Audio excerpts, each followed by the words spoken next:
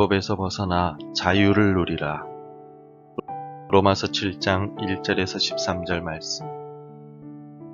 형제들아, 내가 법 아는 자들에게 말하노니 너희는 그 법이 사람이 살 동안만 그를 주관하는 줄 알지 못하느냐.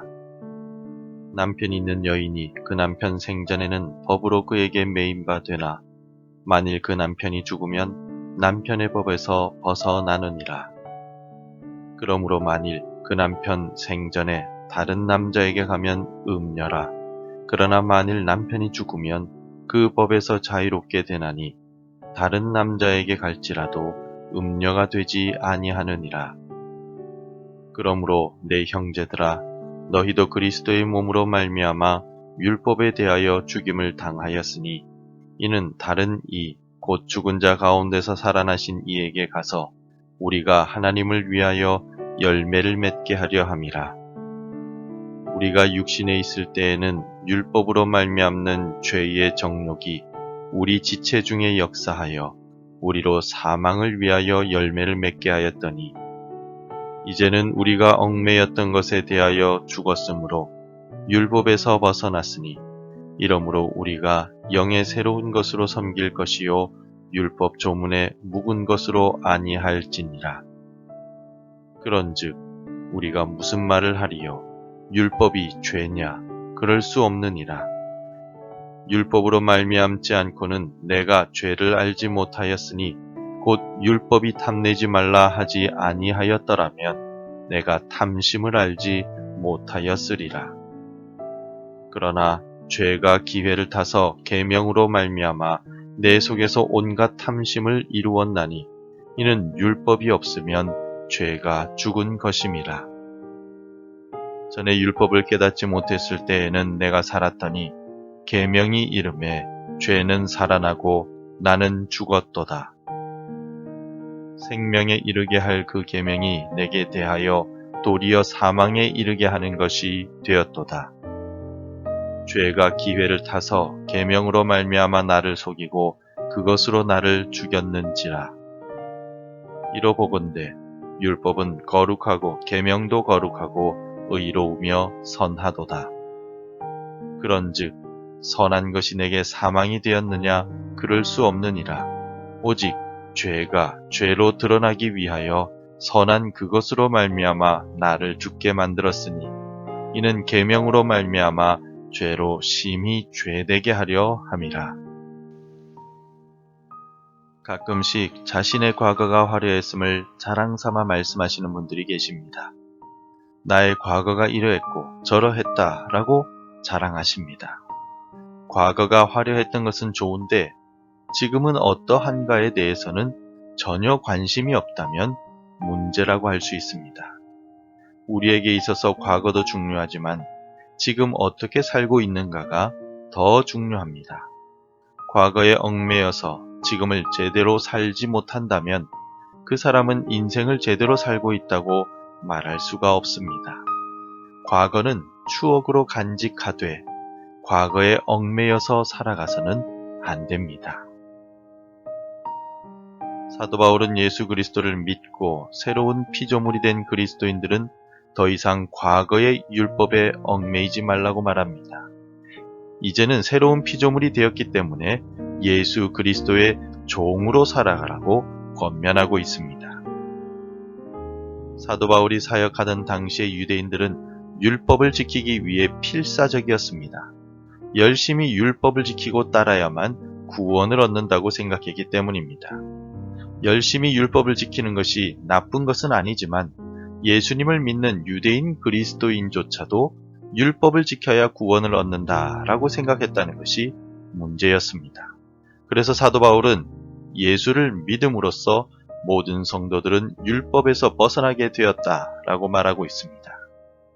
남편이 있는 여인이 그 남편 생전에는 법으로 그에게 매인바 되나 만일 그 남편이 죽으면 남편의 법에서 벗어나느니라.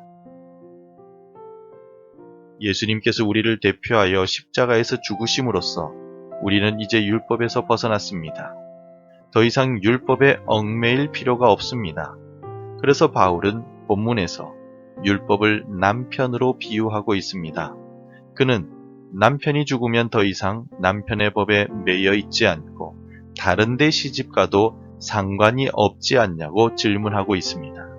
그리고 모든 그리스도인들은 예수님 덕분에 남편이었던 율법에 대하여 죽었고 이제는 율법에 매여 있던 것에서 벗어났다라고 강조하고 있습니다. 그렇다고 해서 율법이 무조건 나쁜 것은 아닙니다. 다만 죄의 속임수 때문에 생명에 이르게 할 율법이 모든 사람들을 사망에 이르게 한다고 말하고 있습니다. 다시 말해 율법을 통해서 우리가 죄를 깨닫게 되는 유익이 있기에 율법을 악하다라고 말할 수만은 없다는 뜻입니다. 그런즉 우리가 무슨 말을 하리요? 율법이 죄냐? 그럴 수 없느니라. 율법으로 말미암지 않고는 내가 죄를 알지 못하였으니 곧 율법이 탐내지 말라 하지 아니하였더라면 내가 탐심을 알지 못하였으리라. 죄가 율법 속에 있는 것은 아닙니다. 죄는 태어나면서부터 생각하는 것이 악한 우리들 안에 있습니다. 우리가 율법을 알게 되면 율법이 우리 안에 있는 악한 것들을 죄라고 규정하기 때문에 율법이 죄를 깨닫게 해주며 율법도 꼭 필요하다라고 사도 바울이 말하고 있습니다. 그 예로 율법이 탐내지 말라라고 말했기 때문에 내 안에 탐내는 마음, 즉 탐심이 있다는 것을 깨닫게 되는 것입니다.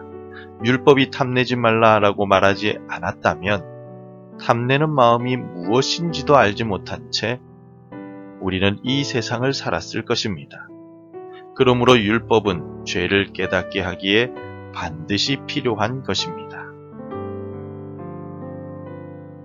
그렇다면 율법을 통하여 죄를 깨닫고 율법에서 벗어난 그리스도인들은 어떻게 살아야 할까요?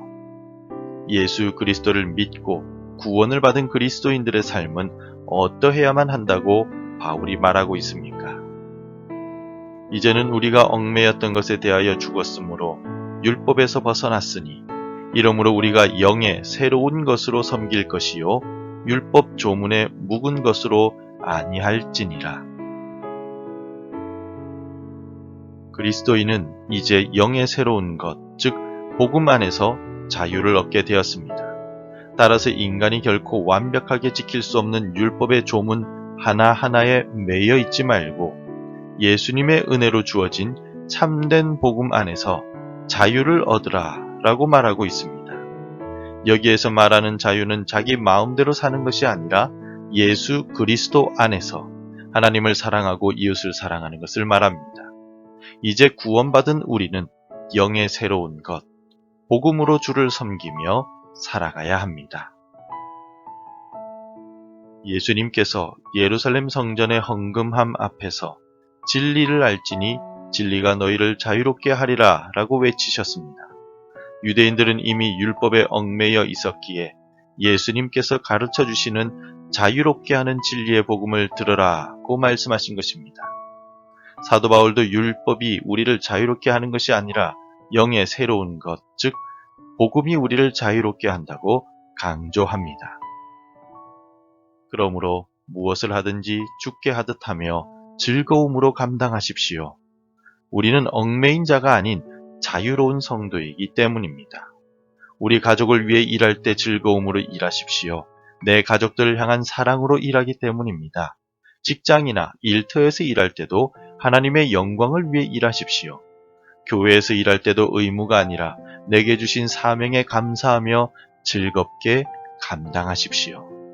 이 새벽에 나와 기도하실 때에도 내게 주신 기도의 사명이니 기뻐하며 기도하십시오. 하나님의 은혜 가운데 즐겁게 일하고 기도할 때 무슨 일을 하든지 하나님께서 우리의 마음의 자유와 기쁨을 충만하게 채워주실 것입니다.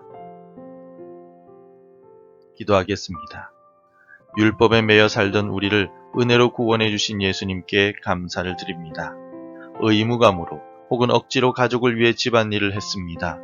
주신 직분을 부담스럽게 생각하고 기쁨으로 일하지 못했습니다. 의무에 얽매여 있던 우리를 불쌍히 여겨주시고 이제는 은혜 가운데 즐거움과 기쁨으로 일하게 하여 주옵소서. 주님 안에서 기쁜 마음으로 주를 위해 일하는 자유를 누리게 하여 주옵소서. 예수님의 이름으로 기도드립니다. 아멘. 계속해서 함께 기도해 주시기 바랍니다. 무슨 일을 하든지 주께 하듯 기쁨으로 감당하게 하소서. 우리나라의 정치, 경제, 문화가 안정되게 하소서. 우리 자녀들이 믿음 가운데 살아가게 하소서. 복음 전해야 할 한 사람이 생각나게 하소서. 오늘도 말씀대로 살아가며 열매 맺는 하루가 되시기를 축복합니다.